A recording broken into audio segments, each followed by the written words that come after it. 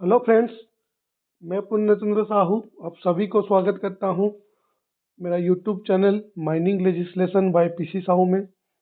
आज का वीडियो में हम कुछ इम्पोर्टेंट माइनिंग क्वेश्चंस के ऊपर डिस्कशन करेंगे और इसके साथ साथ दोस्तों जो लोग एग्ज़ाम का तैयारी कर रहे हैं वो लोग ज़रूर ध्यान दें कि अ, जो डीजीएमएस का सर्कुलर अभी 2025 में आया है, उसी से हो सकता है कि काफ़ी सवाल आ सकते हैं। तो ज़रूर 2024 और 2025 का सर्कुलर को अच्छे से देख के जाएं और उसके रिलेटेड जितना भी प्रोबेबल क्वेश्चन हो सकते हैं उसके रिगार्डिंग एक नया वीडियो जल्दी ही अपलोड होगा। तो उसका तैयारी चल रहा है, तो आप लोग भी सर्कुलर को अच्छे से पढ़ें और उसके साथ साथ मल्टीपल चॉइस क्वेश्चंस को भी एक बार रिव्यू कर लें। तो दोस्तों शुरू करते हैं आज का वीडियो।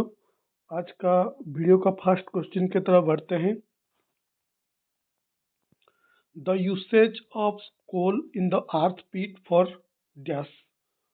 ये पूछ रहा है कि अर्थ पीट में जब हम अर्थिंग करते हैं तो उसका पीट में कोल डालते हैं, कोल यूज करते हैं, कोयला। तो क्यों कोयला डालते हैं अर्थ पीट में? ऑप्शंस क्या क्या है? To increase the conductance of the earthing, to reduce the conductance of the earthing, to increase the resistance of the earthing, none of these।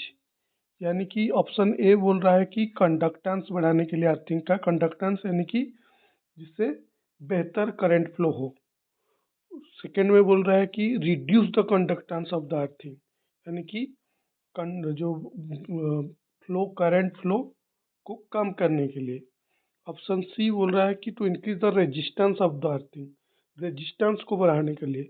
अगर रेजिस्टेंस बढ़ेगा तो करंट फ्लो कम होगा, रेजिस्टेंस कम होगा तो करंट फ्लो ज़्यादा होगा। तो ये इन्वर्सली प्रोपोर्शनल है। और ऑप्शन डी बोल रहा है नॉन ऑफ दीज। तो इनमें से सही आंसर क्या है? कौन सा सही आंसर है? अर्थ में हम कोल क्यों डालते हैं? To increase the conductance of the earthing, क्योंकि कंडक्टेंस बढ़ेगा तभी कुछ भी करंट आ जाए तो डायरेक्ट अर्थ को चला जाएगा। तो अर्थिंग का रेजिस्टेंस कम करने के लिए और कंडक्टेंस बढ़ाने के लिए। कुछ कुछ क्वेश्चंस में इसमें जैसे कंडक्टेंस को बढ़ाने का ऑप्शन दिया है तो ये सही हुआ। कुछ कुछ क्वेश्चन में रेजिस्टेंस डिक्रीज करने का भी ऑप्शन देता है, तो आप लोग देख लीजिएगा, ठीक है। तो कोल हम क्यों डालते हैं? कंडक्टेंस बढ़ाने के लिए अर्थिंग का, ठीक है। तो ऑप्शन ए होगा इसका सही आंसर। नेक्स्ट क्वेश्चन की तरफ बढ़ते हैं।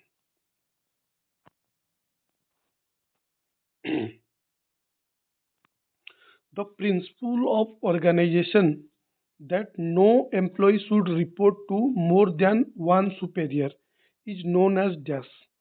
ये बोल रहा है कि ऑर्गेनाइजेशन का, कोई भी कंपनी का या ऑर्गेनाइजेशन का वो प्रिंसिपल जिस प्रिंसिपल के तहत कोई भी एम्प्लॉय एक सुपीरियर के अलावा किसी दूसरे को रिपोर्ट नहीं करेगा। यानी कि एक एम्प्लॉय सिर्फ एक ही सुपीरियर को रिपोर्ट करेगा। तो इस प्रिंसिपल को क्या बोलते हैं? Unity of direction, unity of command, scalar chain, non of these. तो दोस्तों एक ही एम्प्लॉय एक ही बॉस को रिपोर्ट करेगा, तो इस प्रिंसिपल को बोलते हैं यूनिटी ऑफ कमांड। यानी कि इसमें कमांड में एकता आएगा। मान लीजिए एक एम्प्लॉय दो तीन बॉस को रिपोर्ट करेगा, तो वो बॉस कुछ करने के लिए बोलेगा, दूसरा उसका जो बॉस होगा वो कुछ करने के लिए बोलेगा, तो कमांड में यूनिटी नहीं आएगा। एक ही बॉस को रिपोर्ट करेगा, इसका मतलब है अगर दूसरा डिपार्टमेंट का या दूसरा कोई किसी सीनियर आदमी का अगर कुछ इंस्ट्रक्शन देना होगा तो वो उसका बॉस को ही बताएगा और उसका बॉस के थ्रू मैसेज पास होगा उस एम्प्लॉय को। इसमें क्या होगा कि वो एम्प्लॉय क्या परफॉर्मेंस दे रहा है, क्या कर रहा है, क्या नहीं करना है, वो सब चीज़ एक ही आदमी से कंट्रोल हो पाएगा। तो इसी जो प्रिंसिपल है कि एक एम्प्लॉय एक ही सुपीरियर को रिपोर्ट करेगा, उसको बोलते हैं यूनिटी ऑफ कमांड, जो कि ऑप्शन बी में है, ठीक है। इसका सही आंसर होगा option B, unity of command. Next question की तरफ बढ़ते हैं।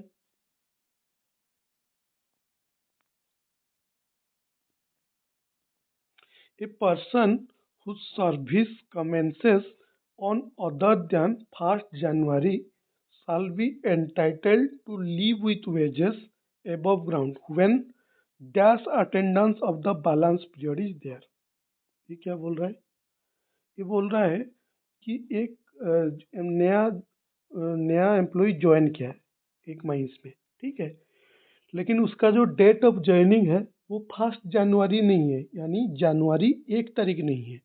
जनवरी 1 तारीख के अलावा किसी दूसरे डेट में ज्वाइन किया। क्यों ऐसे बोल रहा है कि देखिए, मान लीजिए कोई भी आदमी 1 जनवरी को ज्वाइन करेगा, तो उस साल में उसका वर्किंग डेज कितना होगा?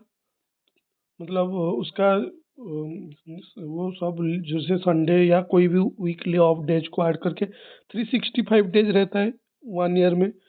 लेकिन अगर वो उसका जो डेट ऑफ ज्वाइनिंग 1 जनवरी नहीं है, हो सकता है मार्च 14 तारीख को या अप्रैल 20 तारीख को या कोई भी डेट 1 जनवरी को छोड़ के कोई भी दूसरा दिन में वो ज्वाइन किया, तो उस केस में उसका मतलब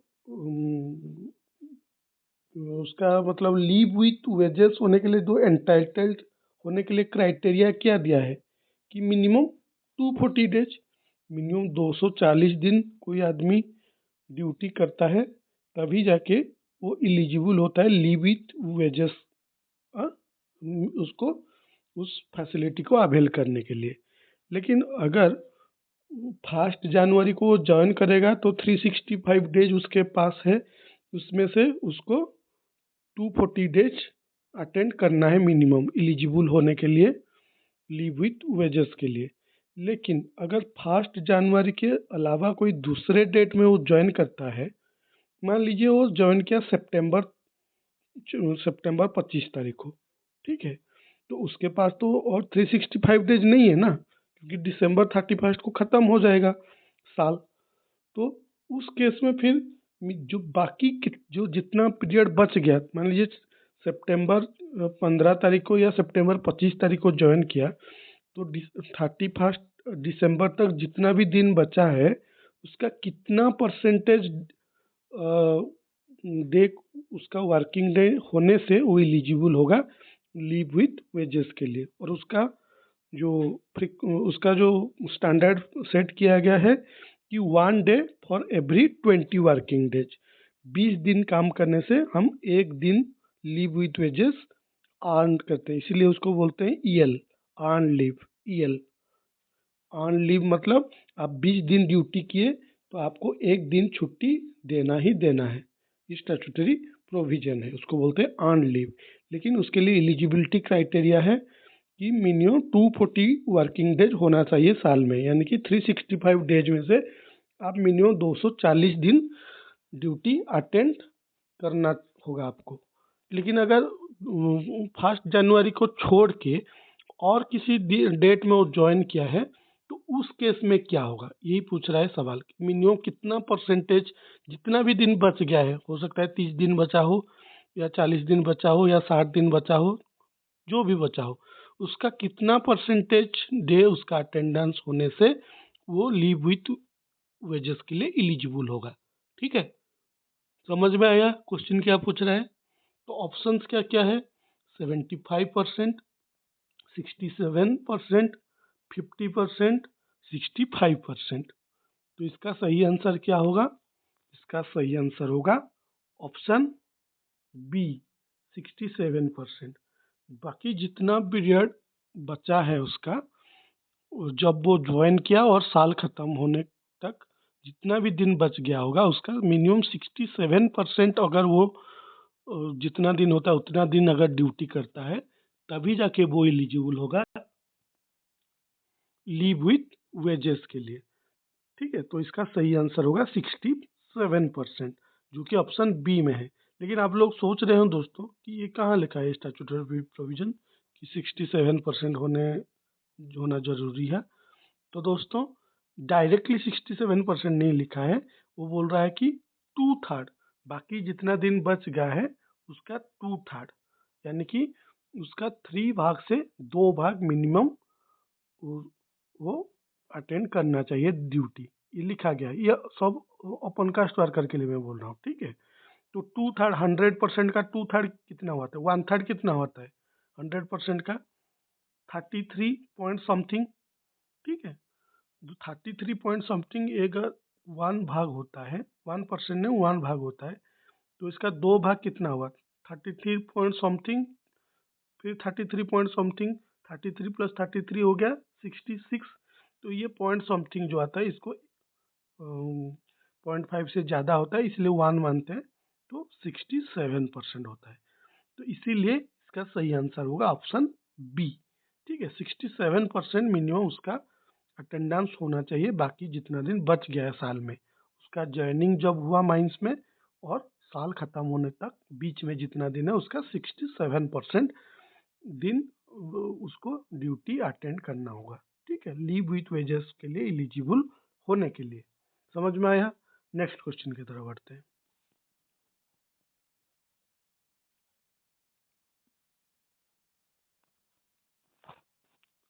regional inspector of mines is appointed by dash.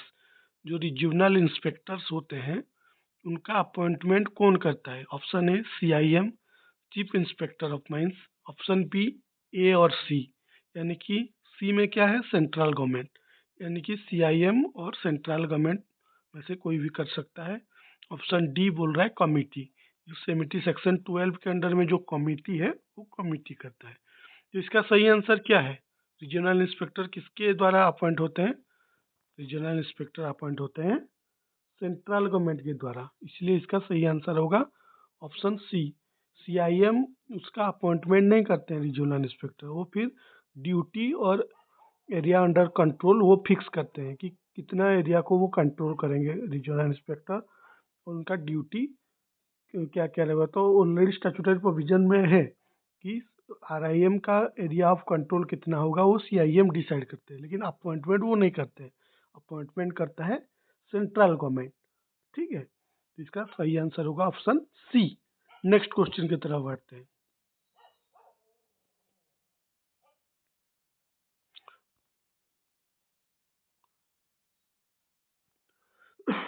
Which of the following persons cannot be treated as employed in mine?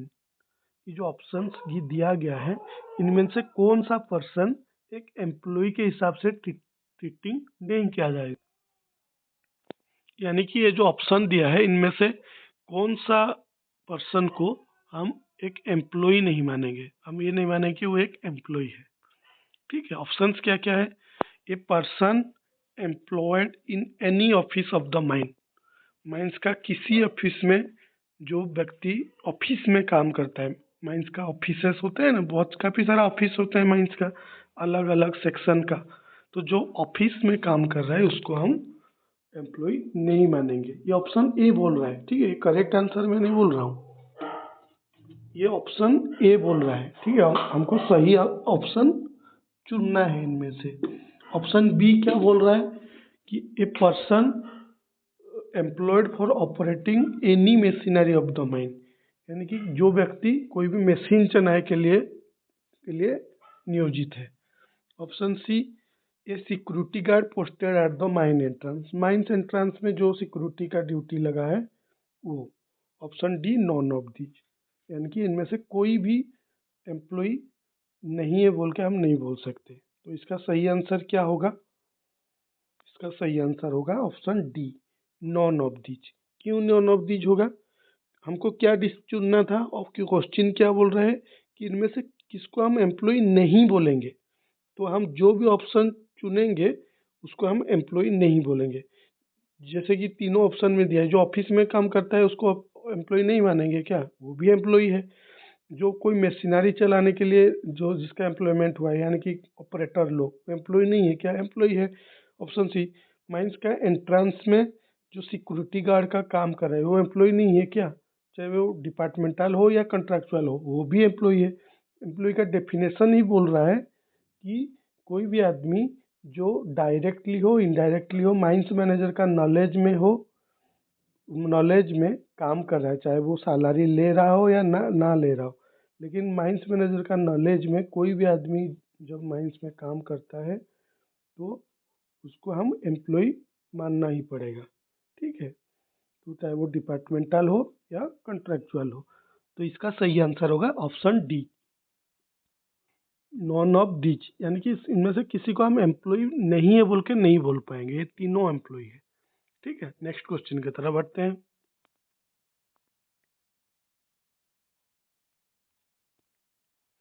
Minor injuries shall be recorded in dash and the report shall be sent to regional inspector once in dash। Minor injury कौन सा form में record होते हैं और जो report भेजा जाता है माइनर इंजुरी का रीजनल इंस्पेक्टर के पास, वो कितना दिन में एक बार भेजना है? K in a year, U in a year, J in a year, J in a quarter. तो इसका सही आंसर क्या है? माइनर इंजरी का हम कौन सा फॉर्म में भरते हैं? फॉर्म के में, जो कि हर साल में एक बार रीजनल इंस्पेक्टर को भेजना पड़ता है। फॉर्म के में माइनर इंजरी को रिपोर्ट किया जाता है। फॉर्म यू में वर्कमैन इंस्पेक्टर जो डायरी भरता है, वर्कमैन इंस्पेक्टर का जो ऑब्जर्वेशन होता है, फॉर्म यू में रिकॉर्ड होता है। फॉर्म जे में रिपोर्टेबल इंजरी को, ठीक है, माइनर इंजरी अलग है, रिपोर्टेबल इंजरी अलग है। फॉर्म जे में जो रिपोर्टेबल इंजरी भेजा जाता है क्वार्टर में एक बार, और फॉर्म के में जो माइनर इंजरी को रिपोर्ट किया जाता है वो रिकॉर्ड करके हम रखते हैं और साल में एक बार उसको हम भेजते हैं रीजनल इंस्पेक्टर के पास। ठीक है, तो इसलिए इसका सही आंसर होगा ऑप्शन ए। नेक्स्ट क्वेश्चन की तरफ बढ़ते हैं। आज पर 11th NSC 11th national safety conference के तहत the contractor shall not employ और terminate his worker without the knowledge of the, कोई भी कॉन्ट्रैक्टर किसी भी आदमी को जॉब नहीं दे सकता है या जॉब से निकाल नहीं सकता है, किसका नॉलेज के बिना? Regional inspector, chief inspector of mines, mine management, regional labour officer. तो इसका सही आंसर क्या है? तो 11th NSC का ये एक रिकमेंडेशन था कि कोई भी कॉन्ट्रैक्टर किसी आदमी को नौकरी में नहीं रख सकता है या नौकरी से निकाल भी नहीं सकता है, किसका नॉलेज के बिना? माइन मैनेजमेंट का नॉलेज के बिना, यानी कि माइन मैनेजमेंट का परमिशन लेना पड़ेगा तब जाके वो किसी आदमी को रख सकता है या फिर किसी आदमी को नौकरी से निकाल सकता है। ठीक है, तो इसका सही आंसर होगा माइन मैनेजमेंट, जो कि ऑप्शन सी में है। नेक्स्ट क्वेश्चन की तरफ बढ़ते हैं। Flashback arrester, flashback arrester should be provided for dash. किस काम के लिए flashback arrester as a safety device use किया जाता है? कंप्रेसर, जो ड्रिल मशीन में कंप्रेसर हम यूज करते हैं, ठीक है, belt conveyor, welding job, generator. तो ये चारों में से कौन सा काम में हम लोग फ्लैशबैक अरेस्टर यूज करते हैं? वेल्डिंग जॉब में। जब वेल्डिंग का काम करते हैं या गैस कटिंग का काम करते हैं तो उस केस में हम फ्लैशबैक अरेस्टर यूज करते हैं, क्योंकि वो सब आग में काम करने वाला चीज़ है। तो फ्लैशबैक अरेस्टर जरूरी है, क्योंकि अगर फ्लैशबैक होता है तो बॉडी को कोई नुकसान ना पहुंचा सके। ठीक है, तो फ्लैशबैक अरेस्टर कहाँ कहाँ यूज होता है? वेल्डिंग काम में यूज होता है, गैस कटिंग टाइप का काम में फ्लैशबैक अरेस्टर यूज होता है, इसलिए इसका सही आंसर होगा ऑप्शन सी। नेक्स्ट क्वेश्चन की तरफ बढ़ते हैं। Which among the following is a ergonomic hazard. इनमें से कौन सा एक एर्गोनोमिक हजार्ड है? एर्गोनोमिक हजार्ड मतलब क्या है कि जो हजार्ड बॉडी का पोस्चर का वजह से आता है। बॉडी का पोस्चर मतलब हम कैसे खड़े हो रहे हैं, कैसे बैठ रहे हैं, कैसे हम लोग बॉडी को मूवमेंट कर रहे हैं, यानी कि हमारा बैठने का तरीका, खड़े होने का तरीका, चलने का तरीका, हमारा बॉडी का पोस्चर के वजह से जो इंजरी होने का जो जहाँ से संभावना रहता है उसको एर्गोनोमिक हजार्ड बोलते हैं। ठीक है, तो इनमें से कौन सा चीज को हम एर्गोनोमिक हजार्ड बोलेंगे? लैक ऑफ स्किल, कोई भी वर्कर का मान लीजिए स्किल थोड़ा लैक है, स्किल उसका उतना ज़्यादा नहीं है। ऑप्शन बी स्लिपेरी सरफेस, मान लीजिए सरफेस में कोई तेल वेल गिर गया है, मोबिल या कोई लुब्रिकेंट गिर गया है बैरल से option C naked electrical wires, यानी कि जो तार का प्रोटेक्टिव लेयर रहता है, प्रोटेक्टिव कवर रहता है, वो मान लीजिए टूट गया है और जो डायरेक्ट कंडक्टर्स दिख रहे हैं जिसमें लाइव करंट है। Option D repetitive motion. Repetitive motion मतलब मान लीजिए कि मैं, जैसे हम लोग उठक बैठक करते हैं ना, तो रिपीटेटिवली वही एक चीज़ को बार बार बार बार बार बार करते हैं, तो इसको बोलते हैं रिपीटेटिव मोशन। तो किसके वजह से एर्गोनॉमिक हैज़ार्ड हो सकता है, ठीक है, या किसको एर्गोनॉमिक हैज़ार्ड का कैटेगरी में हम इनमें से मानेंगे। तो इसका सही आंसर तो समझ गए होंगे, रिपीटेटिव मोशन। जैसे मान लीजिए कोई आदमी बार बार पत्थर उठा रहा है फिर एक जगह पे रख रहा है, जैसे जो सीमेंट, जो मैसनरी काम करते हैं, घर मान लीजिए घर बना रहे हैं, कुछ लेबर रहते हैं जो ब्रिक्स को, मिट्टी का जो ब्रिक्स रहता है या फ्लायर्स का जो ब्रिक्स रहता है उसको उठाते हैं, सर से लेके, सर में लेके कोई दूसरा जगह पर ट्रांसपोर्ट करते हैं, फिर आते हैं, फिर बैठ के फिर उठाते हैं। तो बार बार रिपीटेटिवली वही काम को अगर कर रहे हैं, कोई आदमी उठ रहा बैठ रहा है फिर उठ रहा है, बैठ रहा है उठ रहा है, फिर पैदल जा रहा है, तो उनमें से उसका बैकबोन पेन हो सकता है, कोई भी हो सकता है। तो बॉडी का पोस्चर के वजह से, रिपीटेटिव मोशन के वजह से, बॉडी का पोस्चर के वजह से जो हैज़ार्ड क्रिएट होता है उसको एर्गोनॉमिक हैज़ार्ड बोलते हैं। तो रिपीटेटिव मोशन एर्गोनॉमिक हैज़ार्ड का एक एग्जाम्पल है, ठीक है। तो इसका सही आंसर होगा ऑप्शन डी। नेक्स्ट क्वेश्चन की तरफ बढ़ते हैं। अच्छा, आज का क्वेश्चन सेट का ये लास्ट क्वेश्चन था। उम्मीद करता हूँ कि आज का वीडियो आपको अच्छा लगा होगा। तो कुछ इम्पोर्टेंट प्रोबेबल क्वेश्चन के साथ मैं फिर हाजिर होऊंगा मेरा यूट्यूब चैनल में। तब तक के लिए मेरे को विदाई दीजिए, और आप लोग चैनल को ज़रूर सब्सक्राइब करने के साथ साथ बेल आइकन को प्रेस कीजिए ताकि मेरा हर अपडेट आपके पास पहुँचे। आज के लिए इतना ही, फिर मिलते हैं एक नया वीडियो में। Thank you.